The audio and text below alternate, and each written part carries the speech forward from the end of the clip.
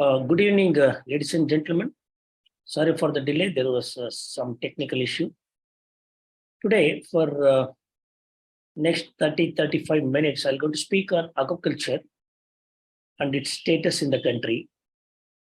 And meantime, I always compare aquaculture with the agriculture scenario. So before you start aquaculture, you must know the agriculture and its economics. Then only you can understand the aquaculture better. So today, I'll be speaking on aquaculture and advanced aquaculture systems that are available, practiced in the country. Go to the next slide.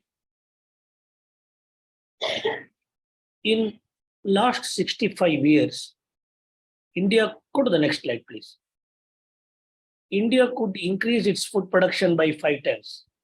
Presently, we are producing 308 million tons of food in the country.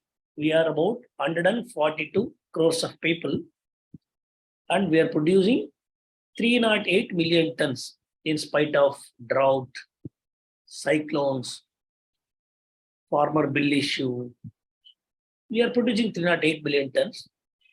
So what I'm trying to tell you, in last 65 years, we have increased food production by 5 times, egg production by 48 times, fish production by 15 times, horticulture crop production by 9.6 times, meat production by 10 times. India is doing well. We are not a begging bowl now, like what was happening during 1965 to 75. We were dependent on the food from the other countries. Now we are self-sufficient with the food. But in spite of that, in spite of producing so much of food, 20 crores of people are suffering from hunger, and another 30 to 35 crores of people are suffering from hidden hunger. So in that context, we need to increase the food production.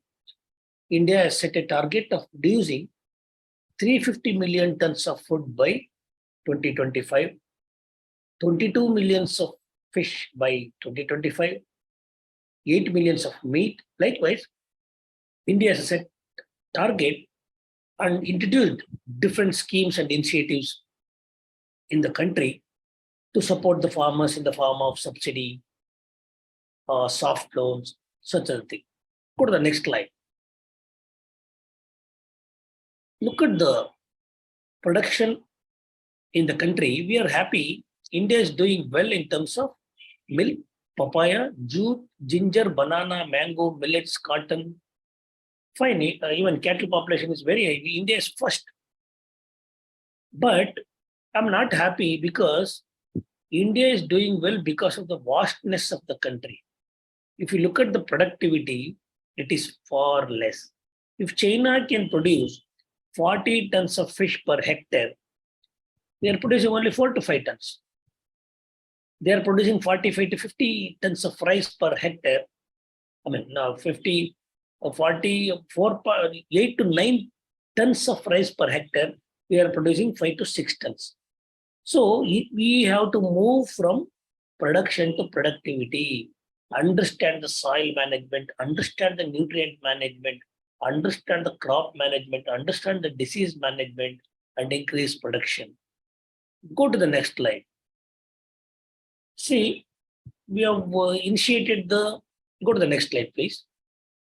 Advanced farming, science-based farming, earliest slide. Science-based farming. In last 3, 4 to 5 decades, we have started advanced techniques in farming. But due to fragmentation of land, 85% of the farmers are small and marginal. Look at the problems of agriculture in India, poor land holding. 85% of the farmer have less than 1.9 hectares. Poor capital, people do not have money, scarcity of labor, soil acidity, non-adoption of scientific pest and disease management, imbalanced nutrient application, micronutrient deficiencies, lack of knowledge on value addition, scarcity of inputs, lack of knowledge on backyard poultry farming, wild animals. These issues were there. Even now they are there. with different magnitude. So next slide, please. The other issues, migration of youngsters, middlemen. In 1960s, 73% of the population were engaged in agriculture. Now it is reduced to 49%. And middlemen, the entire country is stuck in the clutches of middlemen, scarcity of fodder for cattle. But looking at the knowledge, I say India has all the solutions for the problems I mentioned. I mentioned a lot of problems, but we have solutions provided if you tackle them strategically. Go to the next slide. Hidden issues, see, in 17 states of the country, the annual income is less than 17,000 rupees. Agriculture laborer is richer than agriculture farmer. Because of the fragmentation of land, agriculture is not economically viable in the small land holding because it is not possible to go for mechanization and advanced techniques. So in that context, people are leaving agriculture slowly. And non-working agriculturist and non-residential agriculturist. People claim that they're agriculture, but they don't do agriculture. They have a piece of land and they live fallow, or they do some farming without understanding the economics. Non-residential agriculture means people who are working in many other countries earn money through other means and purchase land, and they don't do agriculture effectively. In last 10 years, more than 23,000 acres of paddy land has been converted to layout occupied by industries. This is in Dakshina Kannada districts of Karnataka. In one district, more than 23,000 acres of land has been converted. So many people felt that agriculture is not possible and dealing with wrong data. And next slide. So coming to the aquaculture, definitely it can offer various options to make your livelihood. See, if you go with 10 rupees, you cannot buy the meat. But if you go with 10 rupees, you can buy the fish, dry fish, smaller fish, which suffice your nutritional requirement. Look at the caviar in the right-hand side, which is the most expensive food in the world. So what I'm trying to tell you, anybody has interest, definitely they can involve in different activities of fisheries, depending on their interest, depending on their money capacity, depending on their land. They can choose the activities. Go to the next slide. No, not required. Next slide, please. Next slide. Next slide. This is the student. So now, coming to the aquaculture, earlier in 1950s, we used to bring normally fishes breed during monsoon. We used to bring the seeds from the Ganga and Brahmaputra, and we used to stock them in the pond. And definitely we never used to get the uniform growth. Disease used to be there. So later in 1957, Dr. Hiralal Chaudhary and Dr. Ali Kuni, they used the pituitary gland hormone and artificially bred the calves. After 1957, it revolutionized the industry. We started breeding the fishes in the captivity, producing millions and millions of fish seeds. Now, we have vast areas. We have 3.15 million hectares of reservoirs in the country. 82 reservoirs in Karnataka. 2.35 million hectares of ponds and lakes. So 8,200 kilometers of coastline. We have so much of water bodies in the country. And even in Karnataka, we have 5.7 lakh hectares of water bodies in the form of 4,000 to 5,000 major tanks, 26,000 minor tanks.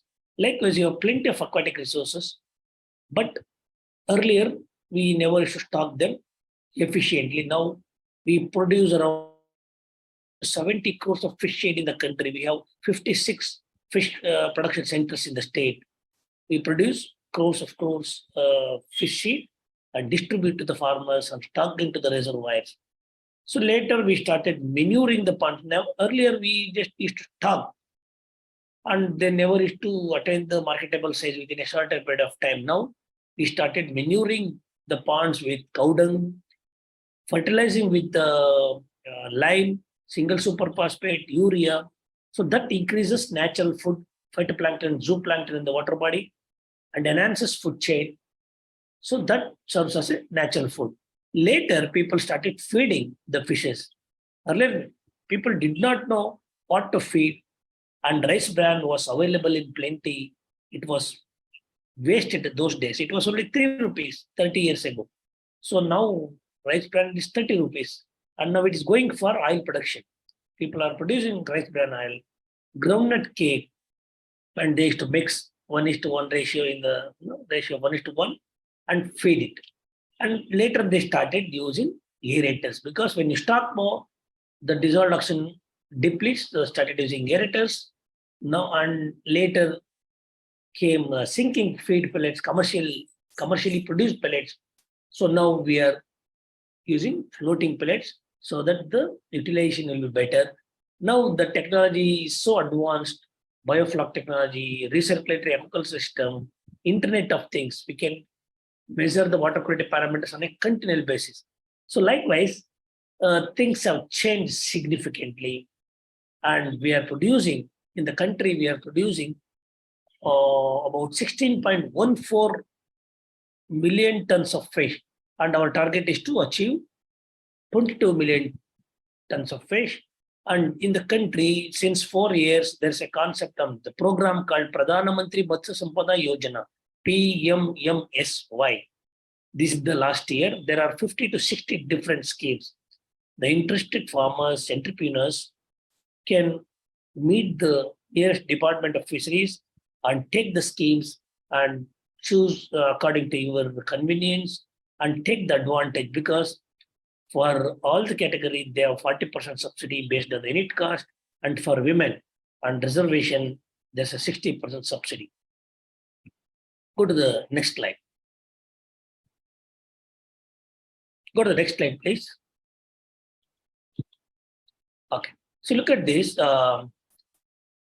We are producing 100 billion tons of fish in the entire world, and we have 35,300 fishes in the entire world. 35,300. In India, we have 2,200 fish species. With the mechanization of boats, more than 4.7 lakh boats are operating in the entire world and continuously catching the fish without giving the sufficient break. The contribution from the captured fishes is declining and contribution from the aquaculture is increasing. If you go on catching like this, many of the fishes will collapse, fisheries will collapse, they may not revive. So now people have understood the sustainable management of natural resources through giving the fishing ban during monsoon, increasing the mess size, quota system, reducing the pollution. All that through some of the policies, we are trying to revive the fisheries. Go to the next slide. Go to the next slide, please. I cannot come. Okay. See, more than 2 billion people worldwide suffer from hidden hunger.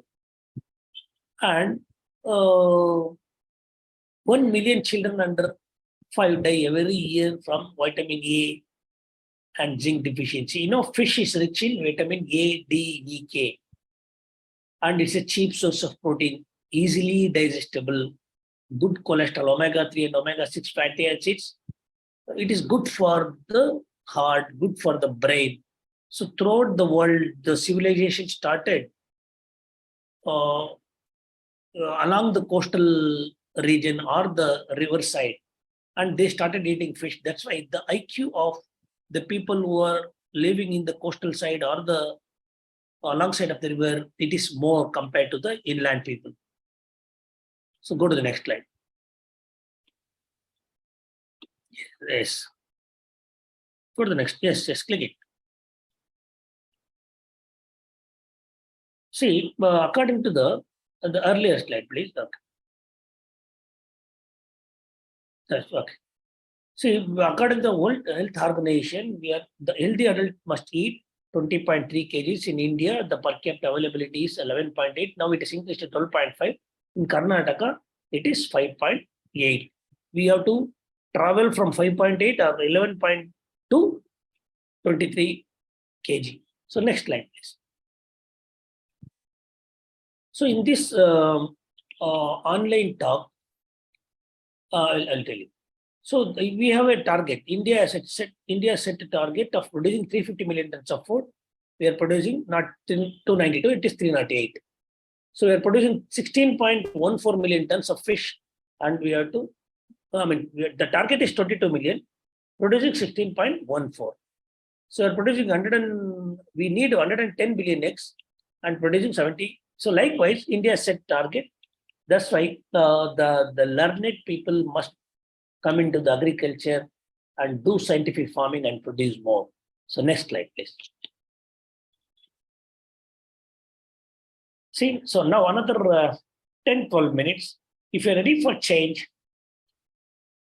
you should listen to me for a few more minutes so that you can understand, change your perception towards farming and do better. Suppose if you take the farming. Go to the next slide. Please go to the next slide. Okay. So now, in this talk, I want you to change thinking. So what is the purpose of agricultureinformation.com? Bringing so many resource persons from different fields, connecting the people.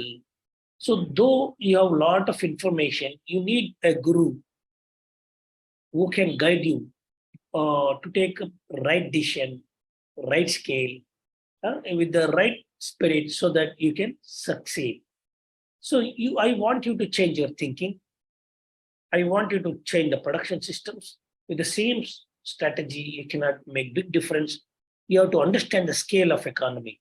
If you don't know what is the right scale, you end up losing money. Technologies are available. You must know how to connect them. Economics, more than the biology. Biology is not the issue. You must understand economics. It is not necessarily to fisheries or agriculture. For anything, any walks of life, you must be good in economics. So processing. So sometimes instead of selling the fish for 100 or 150 rupees per kilo, if you add value, the same fish can be sold for 500 rupees. You see the maize, corn, right?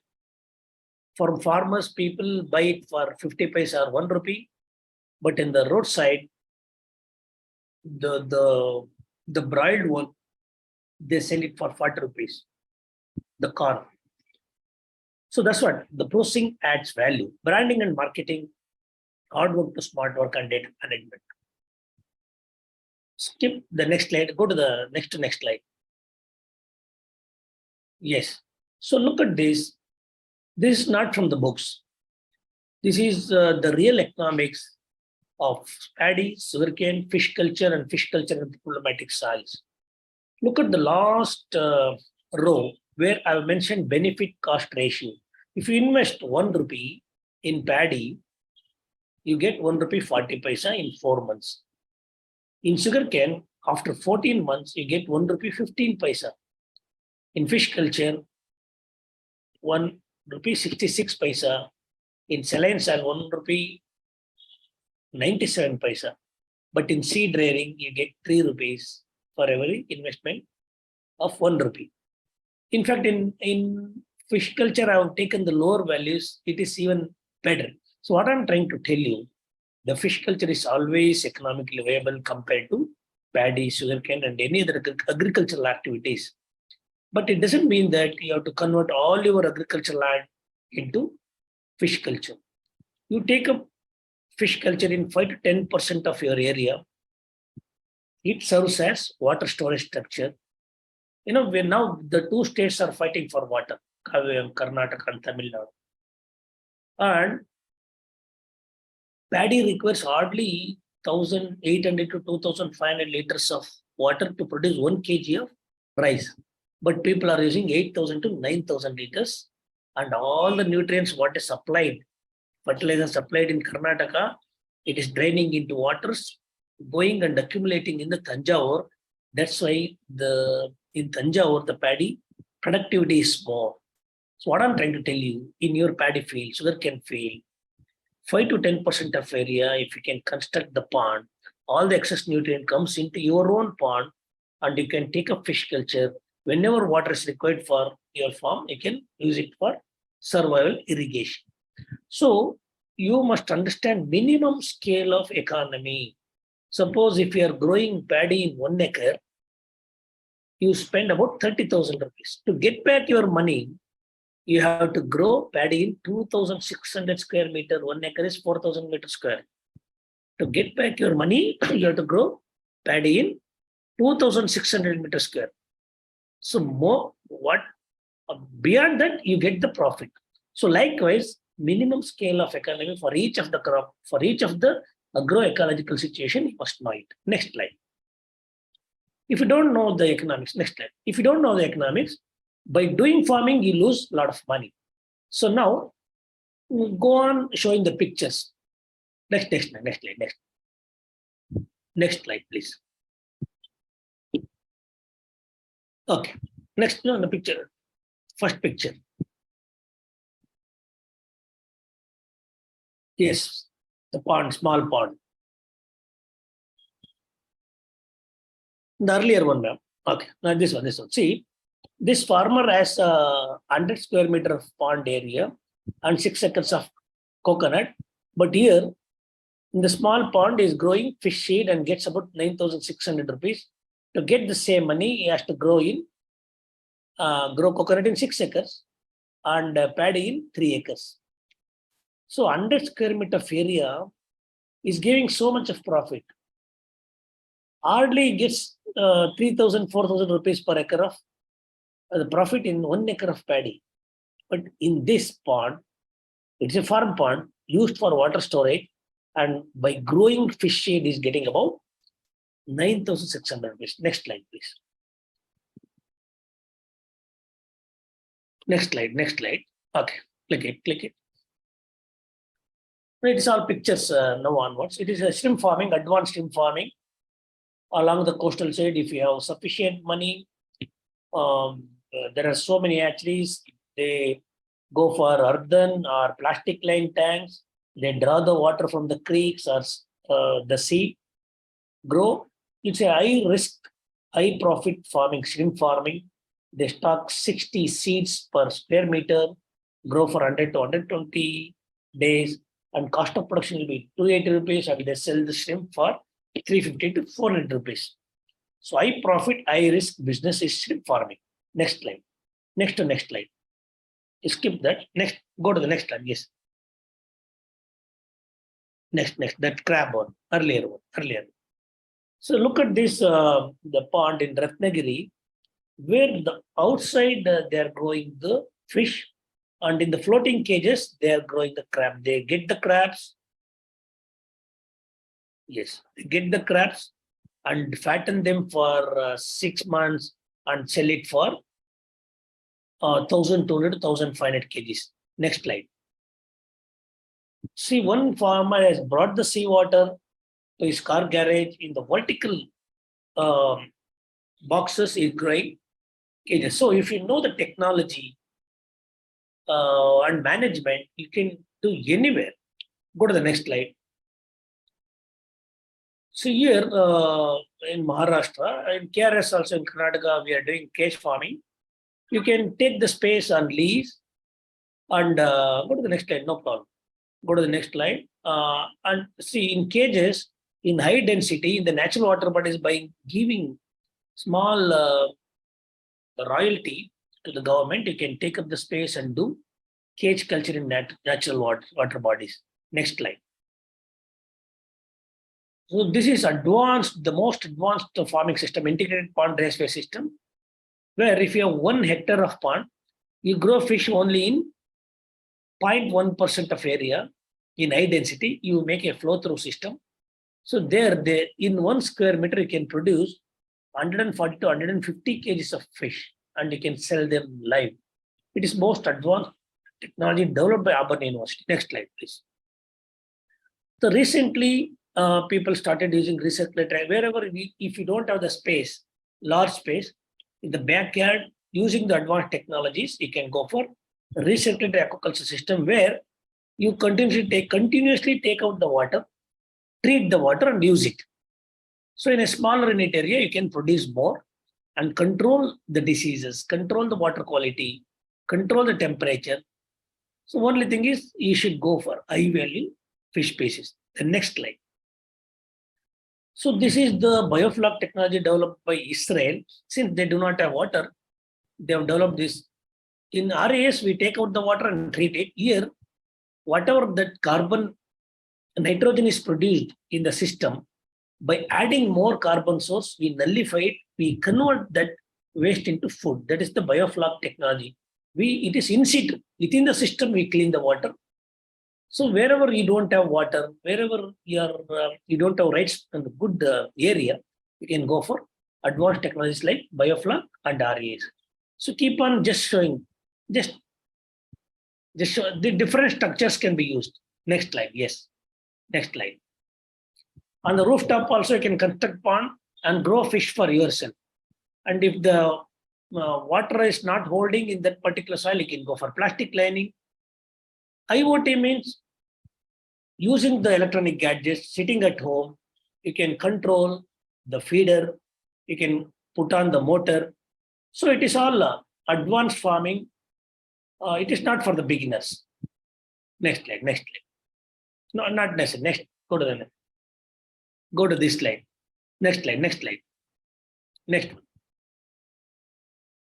Yeah, see, look at the Cambodia, Bangladesh, Vietnam. They have many waterlogged area. They grow best of the best rice and grow fish. When they can do it, why we are not doing it? And even in Bangladesh and Myanmar, by managing the water and fertilizers, they're producing more paddy and fish. Next slide, next slide. Look at the delta in Myanmar and Bangladesh. Every farm will have fish pond like this. And they grow fish, they grow paddy, and women, most of the women and men are involved in farming. And that's how they have converted their issue as an opportunity. And next slide. Even in Northeast, by default, each family will have small pond. And next slide, next slide. Keep on clicking the next slides. Looking at those the demos, I created this farm in Karnataka. And many projects in many villages, we created demos and compared with agricultural activities and showed. Yes, continuously. So these are the farmers. Just next, go to the next slide. See, I've given the mobile number also. People can call them, visit their spot, and understand the economics of aquaculture compared to the agriculture. That's what I want to say. Next. So, blue shop, you come to the blue shop. Down. Yeah, blue shop. This one. Up. It's correct, sir, or the top? No, earlier one. 57th slide. 57. Okay. Even for selling fish, instead of selling fish on the roads, I propose the government to have a decent and branded outlets. I was part of the high power committee of the Karnataka to make our state 1 trillion economy. There also they have proposed this branded outlets. The entrepreneurs, instead of producing fish, people are producing somehow by giving decent price and by doing pre-processing, you can sell the fish in a decent places. Next slide. 59th, you go to the 59th slide, next slide. So now, yeah, please. There are new species, instead of growing the same species, looking at the preference, looking at the demand, people can go for the newer species like Karnataka, Kaitala, hybrid tilapia, Pabda, Pangasius, Vietnam koi, Marel, even in brackish. Next slide. Even in marine and brackish water, people already started growing Charnos pilkfish, Heteroplus, Spitjanus, Pampano, sea bass.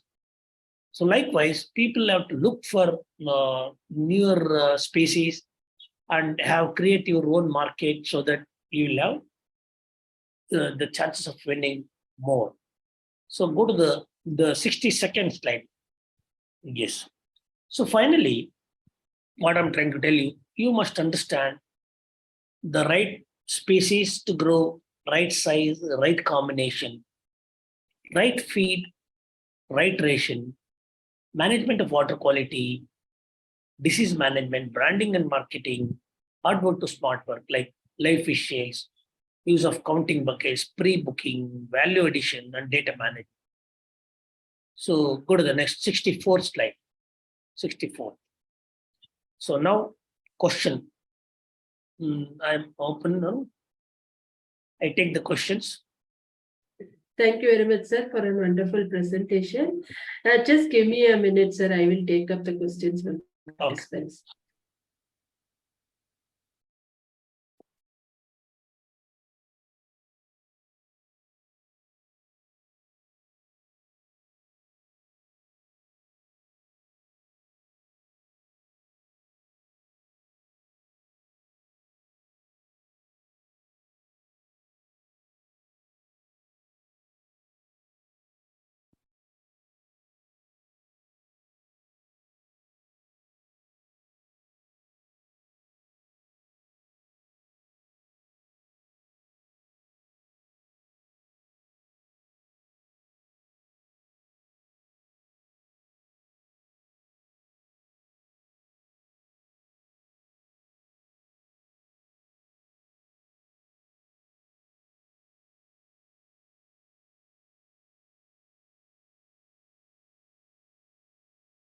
We'll take up the first question, sir. The first question is, what are the key challenges faced by small-scale fish farmers in adapting aquaculture practices? Small holding, marketing is the issue. When you produce less fish, you cannot compete with the big players. Production is not the issue. So that's why the small farmers have to have a innovative strategy to sell their produce in their vicinity through WhatsApp group and social media. By giving advertisement, they should be able to sell the price instead of competing with the existing marketing channels. So small farmers have to find their own unconventional strategies to sell their fish. Otherwise, middleman will come, bargain it, and buys it for lesser price. That's all the issue. Otherwise, absolutely no problem. Okay. How does the sustainability of aquaculture impact local ecosystems and biodiversity? So, in fact, small-scale aquaculture does not affect the environment and the biodiversity because it adds value. As I told you, when you construct a fish pond, it manages the problem of adjacent land by draining excess water, by draining excess salt. The productivity of adjacent land will increase, and birds will come, crabs will come, tadpoles will come, reptiles will come. The entire ecosystem develops around the pond. But yes, of course, the larger farms along the coastal sides are taking up fish culture in saline area, and where they use the artificial salts to maintain the salinity. It might cause problem in a long run. It might affect the soil fertility, and it may become unfertile. So that's why the Department of Fisheries or Watershed Department, we have to decide in a command area, what must be the aquaculture area. So it becomes a policy issue. For now, Punjab and Haryana, people have started because they were doing agriculture for 50 to 60 years by using all sorts of chemical fertilizers. Their land has become saline and alkaline waters. Salinity has increased, soil salinity and water salinity. Now they are doing shrimp farming in the same area. So if they continue to use it, land will become barren. So in such cases, I am proposing, instead of using the soil bed or the earthen tank, people can go for plastic lining so that inundation of salt will be reduced drastically so that sustainability can be maintained. So definitely there's even growing paddy, it is not environmental friendly. It produces a lot of methane gas. But we need food, no? So when the social benefits are more, we try to, or we mean the government try to ignore the environmental issues. So we have to strike a balance. That's what scientists will advise. What should be the paddy area? What should be the acacia? What should be the sugarcane area? Likewise, we must advise and strike a balance. Okay. What are the essential skills and training required for individuals interested in starting an aquaculture venture? So first, if they have interest and have resources like land where they have water availability, they can meet the Department of Fisheries nearer to them and express their willingness to take up farming and take the, even in the, the department websites, you get all the details on the different schemes. NFDB, National Fisheries Development Board, Department of Fisheries. Try to know the schemes and initiatives available in the department and understand your own skill. Forget about the department schemes. Understand your own strength, investment capacity, capability of handling these wet business. Talk to the nearest officer. Then there will be so many programs going on in the state. College of Fisheries, Mangalore, many Krishi Vijnana Kendras. In each district, there are KVKs. Get trained. Understand all the facets of aquaculture, agriculture, and later choose the activity depending on your capability. Just like that, by reading books or by seeing farms, don't get into the business. First, meet the KVK scientist, Department of Fisheries or College of Fisheries, and find a right guru to mentor you. Then you start. Okay, I'll move on to the next question, sir. Just give me a minute.